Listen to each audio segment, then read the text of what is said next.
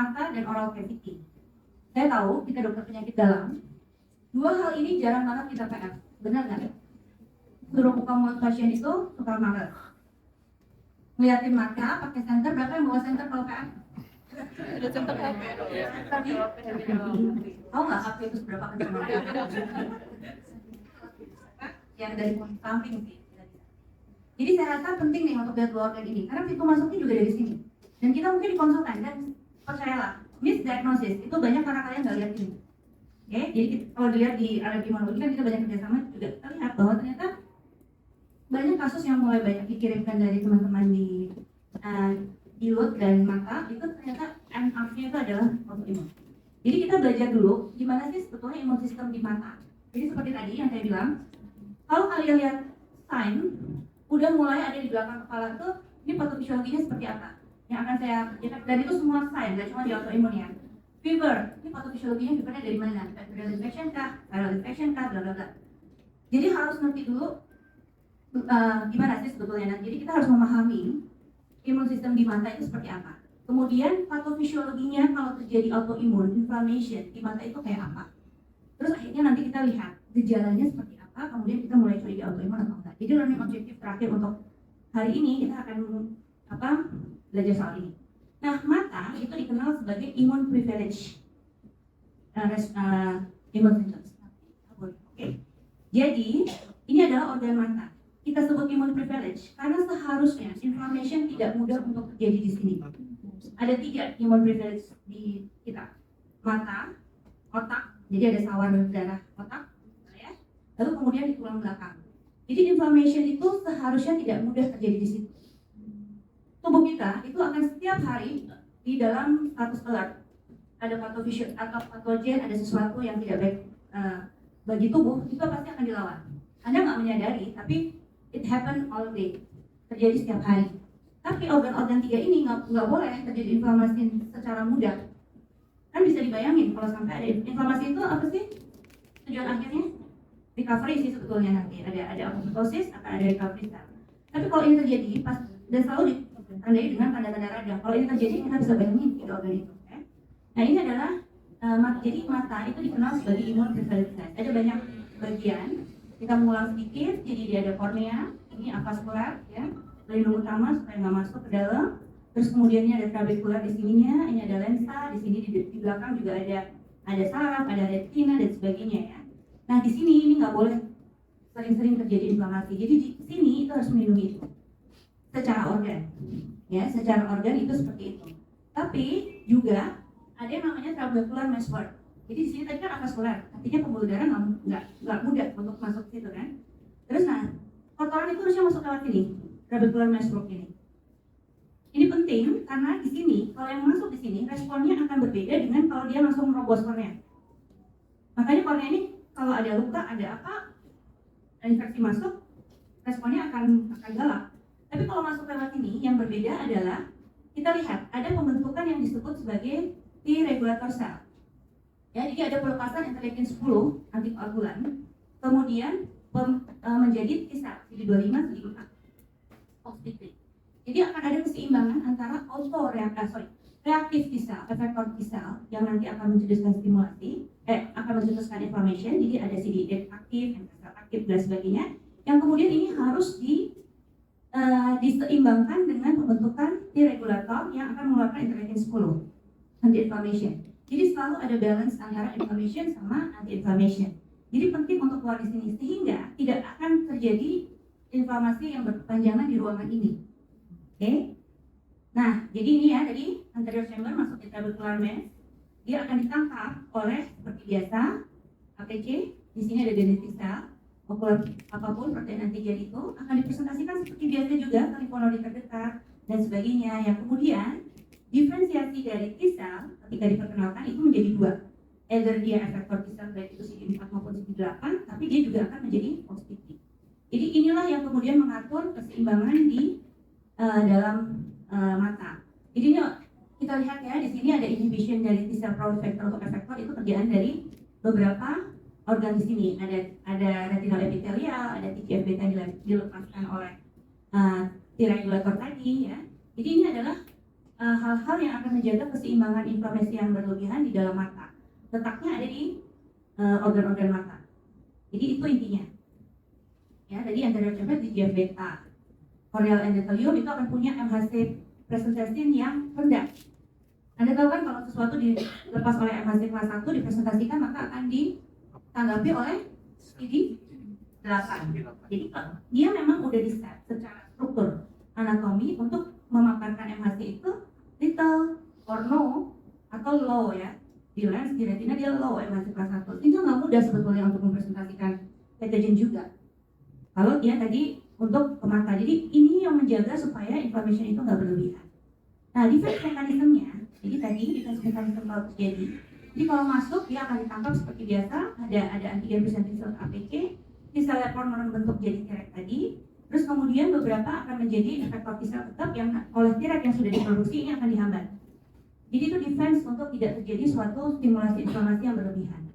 Jadi padahal mata kita ini kan open organ yang tiap hari terpapar sesuatu, ya, melihat udara dan sebagainya. Jadi itu ya, jadi itu penting. Nah, kalau kita mendiagnosis penyakit autoimun atau inflamasi, itu gimana? Itu banyak kejadian inflamasi pada mata itu bisa kita dapatkan di semua struktur anatominya. Kita bisa lihat di korneanya, nanti kita akan ada gambar mana yang akan kita curigai. Kemudian kita juga bisa melihat di, ini yang paling sering ya, di konjungtivanya. Lalu kemudian ada di retinanya. Jadi di semua organ ini, kalau terjadi inflamasi yang berlebihan, kita bisa dapatkan ada inflamasi. Yang kemudian kita akan memikirkan sebagai suatu autoimun. Nah, kita kembali dulu ke central tolerance. Jadi central toleransi sistem ya. Jadi tadi itu bagaimana mata memproteksi dirinya supaya tidak terjadi inflamasi. Tubuh sendiri untuk kita bicara autoimun itu juga dia harus bisa mempunyai sistem toleransi di mana dia nggak akan bereaksi terhadap self antigen. Jadi tadi kalau ada patogen masuk, si mata sudah berusaha supaya nggak terjadi inflamasi berlebihan. Tapi kalau ada kerusakan sel supaya auto antigennya tidak ditangkap dan tidak direspon oleh tubuh, maka akan ada toleransi dari tubuh sendiri. Ada dua toleransi, yaitu central tolerance dan peripheral tolerance. Central tolerance itu tujuannya adalah mengajar limfosit, calon limfosit T di timus dengan cara memaparkan dengan self antigen. Ini yang kita sebut sebagai negative selection. Negative selection ini itu kalau dia diperkenalkan oleh self antigen, yang kita akan pertahankan adalah sel limfosit T yang bisa bereaksi terhadap self antigen atau sel T yang tidak bereaksi terhadap self antigen. Mana yang akan kita keep? Tidak bereaksi. Itu makanya disebut negative selection. Jadi yang nggak bereaksi yang kita tangkap. Tapi kalau dia bisa bereaksi dengan self antigen ini yang dipaparkan oleh timosit ya, dia akan apoptosis. Nah, sebagian dari mereka ada yang tetap bisa mengenali autoantigen, tapi tidak akan bereaksi. Ini yang nanti kemudian keluar menjadi sel T regulator. Jadi kita punya produk yang namanya sel T regulator sentral, sel T yang diproduksi di sentral. Ini tugasnya, kalau dia sudah bersirkulasi di dalam pembuluh darah, adalah mengetahui jika ada paparan self antigen di sirkulasi, maka tubuh tidak boleh bereaksi dengan cara melepaskan interleukin 10, TGF-beta dan sebagainya. Jadi kita punya produk itu.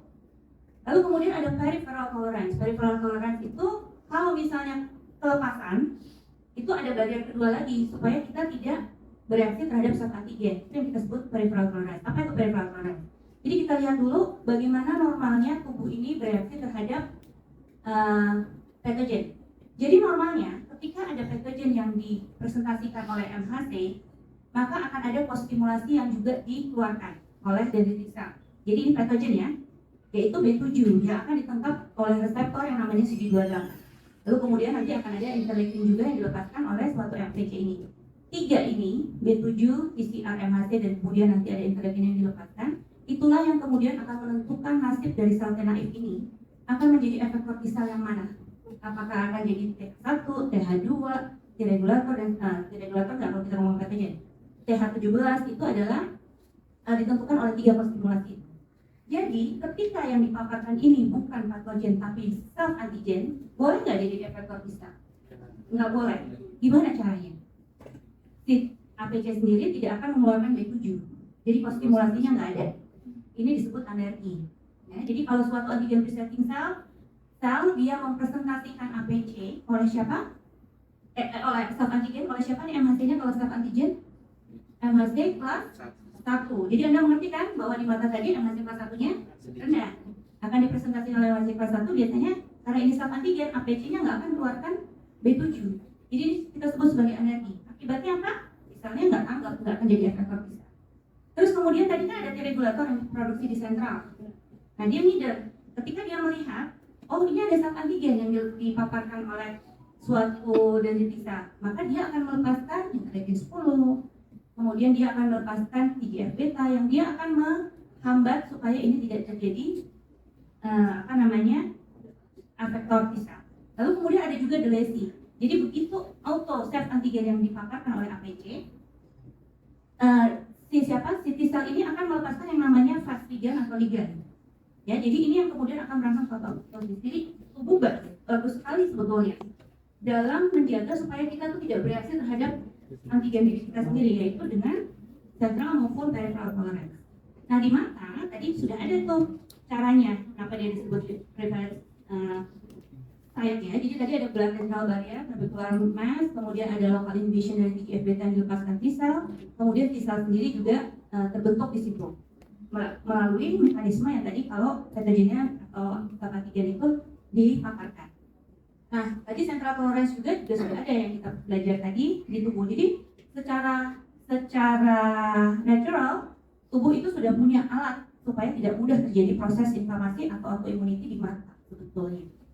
Nah, tapi ada breaknya. Jadi, tapi tetap saja kita punya kasus-kasus autoimun. Itu kenapa? Karena satu, secara central tolerance dia different. Salah satunya ada ARIA mutation. ARIA ini adalah yang mengatur self antigen apa yang akan dipaparkan oleh timosin. Jadi kalau dia kacau, maka self antigen yang dipaparkan itu salah. Jadi training T-cell-nya menjadi salah. Jadi sentral sudah ada.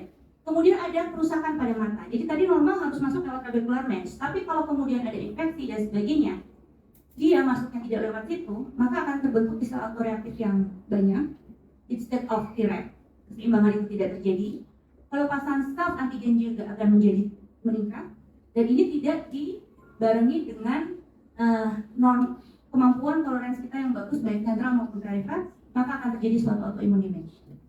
Jadi tidak semua orang, tentu saja kalau ada infeksi pasti akan ada autoimun atau matanya merah kemudian besoknya jadi autoimun. Jadi mesti ada central tolerance yang break atau peripheral tolerance yang break, kemudian ada ocular damage.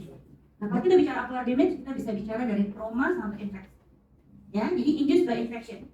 Kemudian jadi ini akan masuk mengaktifasi autoreaktif T-cell yang sudah terbentuk pada mereka yang sudah memiliki penyakit autoimun sebelumnya atau bakat autoimun.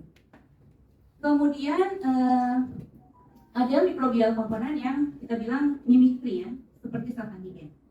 Oke. Nah ini ya tadi inflamasi pada mata yang terjadi misalnya pada Sjogren syndrome. Jadi dia akan antigen itu akan ditangkap oleh misalnya infeksi dan sebagainya, akan ditangkap oleh APC. Respon awalnya akan dipresentasikan oleh mahasiswa 1. Ini kornea ya, maksudnya nggak lewat ini tapi lewat surface langsung. Kemudian dia akan dipresentasikan. Nah presentasikannya ini karena dia lewat sini nggak lewat trabecular cortex-nya nggak bisa, nggak begitu baik. Jadi dia akan merangsang menjadi lebih ke menjadi efektor T-cell lain. Ini kalau inflammation yang biasa, yaitu TH1 dan TH17. Nah ini kemudian kembali ke survei, melepaskan sitokin pro-inflammatory, misalnya interferon gamma dan interleukin 17, dia akan merusak. Nah kerusakan ini, antigen ini akan ditangkap lagi. Ini kan jadi self antigen nih, ditangkap lagi oleh APC, mengaktifkan kembali, T-regnya nggak terlalu bagus, untuk yang peripheral tolerance maupun central tolerance-nya menjadi lagi TH17 TH1, kembali lagi ke sini, inflammation lagi, terus terjadi inflamasi hingga kemudian matanya menjadi kering, matanya menjadi merah dan sebagainya ya. Jadi itu yang terjadi pada autoimun. Nah ini tadi secara gampang industri T-regnya nggak ada, TH1 yang nggak ada yang menghambat, TH17-nya nggak ada yang menghambat, dia masuk lagi ke mata, kemudian bisa menjadi salah satunya adalah PGT. Nah ini adalah manifestasi-manifestasi yang pada mata yang kerap kita jumpai. Biasanya berhubungan dengan suatu autoimun sistemik lain. Tapi dia juga bisa localized, hanya ketemu di mata aja. Nah ini kalau kita mau menghubungkan, jadi kalau kita ketemu keratitis, hubungannya terhadap yang penyakit autoimun yang mana? rheumatoid arthritis, Necker syndrome, intrahepatic arthritis, psoriasis, SLE, Graves. Ini manifestasinya keratitis. Konjungtivitis Zika biasanya berhubungan dengan rheumatoid dan Sjogren dan SLE. Sebetulnya Zikanya ini jadi kuncinya, dry eye. Nah, Sjogren itu kan bisa punyanya sekundari punya rheumatoid, bisa punya SLE. Kemudian skleritis ini juga rheumatoid SLE dan polyarthritis nodosus vasculitis. Episcleritis sama seperti di atas, rheumatoid arthritis, SLE, polyarthritis nodosus. UPT ini banyak kemungkinan yang akan bisa menyebabkan berkaitan dengan autoimun sistemik yang besar. Yang paling sering kita jumpain selain SLE dan sebagainya adalah BSEP. Ya, BSEP ini sering juga berkaitan dengan dermatitis. Saya nggak tahu tadi pasien ada gangguan nggak ya di mata. Lalu kemudian optik neuritis biasanya pada SLE dan multiple sclerosis, David syndrome ini berkaitan dengan ini. Kemudian esophagus pada Graves, ini udah sangat terkenal di penyakit dalam ya. 3 ini kalian bisa jumpai di pemeriksaan fisik. Uvetis juga kalau di anterior kita bisa. Tapi yang ini harus dibantu oleh mata. Cuman bagaimana pendekatannya adalah di keluhan. Jadi biasanya ada visual loss, hand eye movement dan sebagainya. Yang ini juga pada konjungtivitis yang berhubungan dengan autoimun, kalau dia ada rasa juga burning pain, kemudian ada kerusakan penglihatan gitu ya, penurunan penglihatan. Jadi dari anamnesis pemeriksaan fisiknya kita bisa mengkaitkan dengan autoimun yang lain gitu ya. Walaupun kalau ini tersingkirkan belum tentu juga kalau ini tersingkirkan belum tentu juga bukan autoimun, bisa jadi itu localized autoimmune disease. Nah ini kita lihat ya, ini yang namanya keratitis nih, pinggirannya putih ya. Jadi ini keratitis seperti ini. Nah tadi kan yang vascular organ, mana sih keratitis ini bisa terjadi pada banyak hal sebetulnya. Kita nggak bisa bicara autoimun saja, kita bicara infeksi juga bisa keratitis bisa.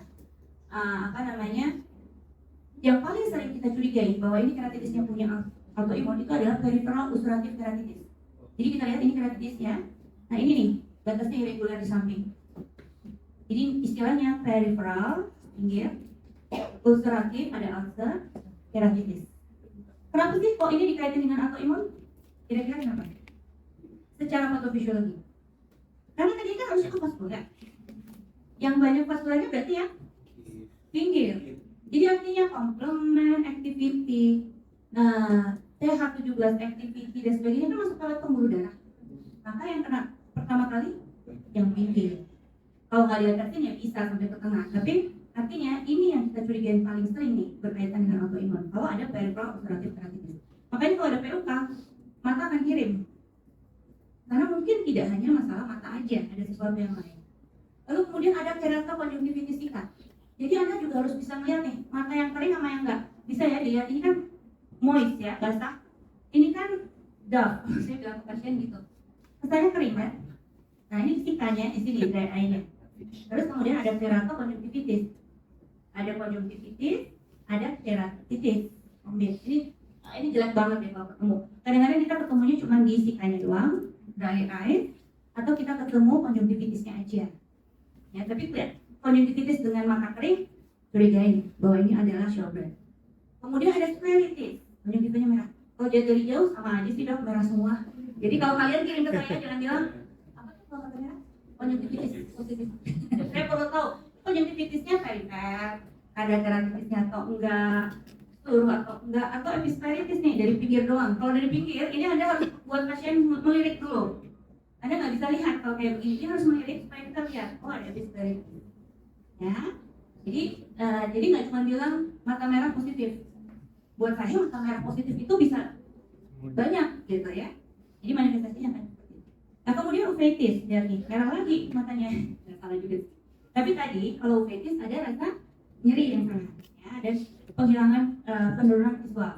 Nah kalau yang ini anterior uveitis Anda masih bisa lihat, masih bisa PA. Tapi kalau yang posterior uveitis harus dibantu oleh teman sejawat mata. Ada juga yang bukan uveitis. Ya. Jadi itu adalah manifestasi-manifestasi yang kita temukan di mata. Di sini dulu sebelum masuk ke oral cavity. Oke, another 10 minutes deh. Bisa jadinya 20. Jadi tadi di mulut. Sekarang gimana dengan oral cavity? Nah, oral sign itu sebetulnya manifestasi yang sering kita abaikan juga nih. Padahal itu first manifestation yang sering kita temukan. Dan autoantibody itu oral sama dengan mata. daerah orofaring itu adalah daerah yang terekspos. Tiap hari makan kan, bicara kan, nah itu akan terekspos. Jadi ini memang mudah juga untuk mengalami kerusakan ya, attachment. Nah ini adalah struktur epitel yang ada di bibir, di mukosa. Berbeda sampai sama dengan yang lain, tapi ini ada beberapa bagian, ada dermasome, ada basic layer, kemudian ada hemidesmasome, ada basement membrane, baru masuk ke connective tissue. Apa namanya otot dan sebagainya. Jadi ini dari depan. Nah kalau terjadi inflamasi, maka yang terjadi di sini. Jadi tadi sama halnya dengan mata, kita tahu ada retina dan sebagainya. Di mulut juga seperti itu. Jadi kalau terjadi inflammation yang akan detach adalah ini. Di sini detach, di sini detach. Makanya manifestasinya akan kita temukan bule dan sebagainya. Nanti kita lihat bagaimana. Ya, jadi ini epitel pada mulut tadi. Jadi struktur yang ini itu kita akan dapat di semua, hampir semua yang melapisi mulut, ya, mukosa yang melapisi mulut. Nah, apa saja manifestasi yang bisa kita temukan di rongga mulut? Kita bisa ketemu vesikel, bula, pustul, ulcer, erosi. Jadi saya berharap pada pemeriksaan fisik kalian tidak berhenti di ras, di ruang kemerahan. Bicara, itu vesikel bukan, bule bukan, pustul bukan, ulcer ada atau enggak, erosi ada atau enggak. Jadi nggak cuma ruang kemerahan. Saya udah pernah ngelewatin DV dulu waktu koas. Jadi apa sih, kita mengingatkan lagi definisi dari manifestasi-manifestasi. Vesikel itu kita sebut vesikel kalau dia ada blister 5 mm max atau kurang, apa namanya, diameternya, dan ada clear fluid, ada cairan. Kalau bukan clear fluid namanya udah bukan vesikel. Oke, betul. Kemudian bule itu seperti vesikel, tapi secara ukuran dia lebih dari 5 mm. Ya. Kemudian ada pustul tadi, kalau isinya bukan clear fluid, pus. Ya. Kemudian ulcer. Ulcer itu loss of surface epithelium, jadi akan ada kerusakan, ya. Dan depress, turun, baru kita sebut ulcer. Kemudian ada erosi. Erosi itu kalau bule atau vesikelnya luruh, ya. Saya tadi. Nah ini vesikel nih. Dia nih, yang ini ya. Ini cairan. Ini ada cairan di dalam, clear. Ini ada di dalam bule ya. Ini karena ini bule karena ukurannya besar. Kalau vesikel ukurannya kecil. Jadi nggak sama dengan yang di kulit ya. Bukan nggak sama. Tampilannya sebagai definition sama dengan bule atau vesikel yang kita dapatkan di kulit. Tapi kalau di mulut, Anda harus lihat dengan teliti. Karena kalau dari luar merah, gitu ya. Jadi harus di center dilihat isinya. Kemudian ini pustul, isinya sudah bukan clear fluid lagi. Ya. Kemudian ini ulcer. Jadi nanti kalau kita lihat ini ada penurunan erosi dari lapisan permukaannya. Kita sebut ulcer. Nah, apa sih penyakit yang paling sering saya jumpain berhubungan dengan oral cavity? Lupus. 85% loh, makanya suruh buka mulut. Jarang tuh kita lihat. Jadi hampir 78, hampir 80% ini ada oral ulcer. Dan letaknya di mana kalau di lupus? Orofaring yang sebelah? Palatum sebelah mana? Posterior, belakang. Jadi harus center, nggak mungkin suruh buka aja. Jadi harus center, ya. Nah ini nih, terus nih, nih, belakang, orofaring, ya. Kemudian ada Sjogren syndrome, karena dia kering, jadi wajar kalau punya manifestasi, ya. Nah ini kenapa ada manifestasi di mulut? Karena ya udah salivanya kan kurang, sehingga dia clearance-nya susah. Maka kita akan ketemukan inflamasi yang banyak, bahkan edem dan infeksi. Jadi salivary flow ini, ludah ini penting sekali untuk menjaga mereka supaya nggak ada infeksi. Tapi kalau ini turun, ada Sjogren syndrome, maka akan ada muncul tanda-tanda infeksi, opportunistic infection. Nah ini 50% kasus Sjogren. Ya, nah ini dia. Lihat nih, ini pada Sjogren, kering kan nampaknya, rasanya dark kan. Terus kemudian papilnya nggak begitu bagus, mulutnya ini kan kesan keringnya kelihatan. Bisa merasa ya, mulut basah sama mulut kering kelihatannya akan seperti apa. Akibatnya apa? Mudah untuk opportunistic infection. Jadi dapat kandidiasis oral, kemudian lidahnya kesannya kering, pikirkan juga bahwa ini kira sindrom Sjogren. Ya, jadi ini akan kita dapatkan di Sjogren syndrome. Kering paling banyak, kemudian ada sores, ada henna jadi difficulty of eating. Ini kita bisa tanyakan, dia kalau makan tuh senang yang berkuah apa nggak berkuah, misalnya seperti itu. Kemudian ada dental erosion, ada karies ya, dental erosion, karies, monitoring, pikirkan Sjogren. Kemudian tadi ada Matthews cobblestone, ada lidahnya ya, ini cobblestone kayak begini. Ya, ada fissure tongue, jadi kadang-kadang berbelah gitu. Kemudian atrofi papil ya.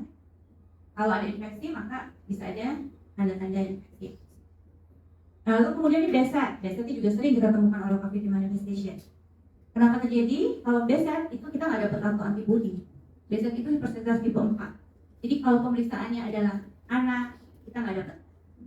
Jadi kalau anaknya negatif, sariawan terus-terusan, jangan dicoret sebagai autoimun. Mungkin ini BSAT. Karena pada BSAT permainannya adalah di TH17. Oke.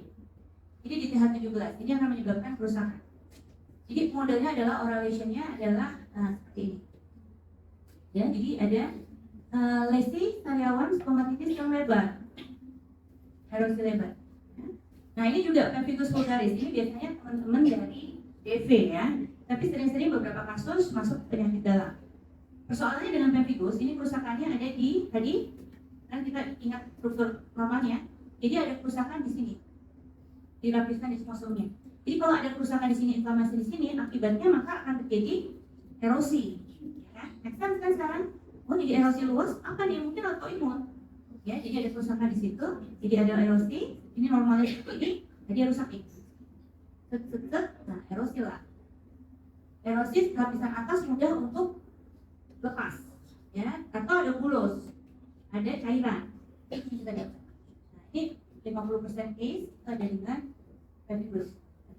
Ini seperti ini, luas. Tadi pasien tadi itu kok kayaknya kayak gini juga, jadi saya jadi mikir juga nih. Tapi dia bisa punya ya lupus. Nah ini tidak hanya di mulut sebetulnya, tidak hanya di kepala ini, bibir juga. Sering-sering salah diagnosis kita dengan Sjogren, dengan SJS, Stephen Johnson. Oh alergi obat sih dok, karena ada mukosa keterlibatan, bibirnya ada paling gampang SJS. Tapi waktu ditanya nggak ada obat yang masuk. Ini kita baru aja deh AI dapat kasus seperti itu. Jadi kalau kita tanya nggak ada dari anamnesis obat apa yang kita curigai. Jadi ini gambaran dari pemphigus. Ya, jadi konklusinya oral manifestasi sama dengan mata itu adalah juga manifestasi klinis yang akan kita temukan pada penyakit autoimun. Jadi message-nya adalah suruh buka mata dan suruh buka mulut. Ya, jadi jangan dilewati pemeriksaan. Early recognition of symptoms itu akan membuat prognosis yang lebih baik. Jadi ada di tangan kita semua, apalagi kalau kita akan menjadi penyakit dalam primer, penyakit dalam di daerah ya maksudnya. Anda harus mengenali ini secepat mungkin, supaya kita nggak ke mana-mana. Karena kadang-kadang kita ketemu di sini aja sebelum nanti masuk ke RH. Dan tadi bila ceritain, kayaknya keluhannya di mata orang dulu kan, baru kita ketemu akhirnya ternyata ada di RH-nya. RH-nya dia nggak begitu saja. Oke, ada pertanyaan untuk oral cavity? Ada pertanyaan? Baik, kalau nggak ada pertanyaan, saya rasa cukup untuk kuliah hari ini. Untuk perusahaan fisik aja dulu ya. Nanti mungkin kapan-kapan kuliah untuk yang lain-lain lagi. Terima kasih untuk kehadirannya sudah ada di sini.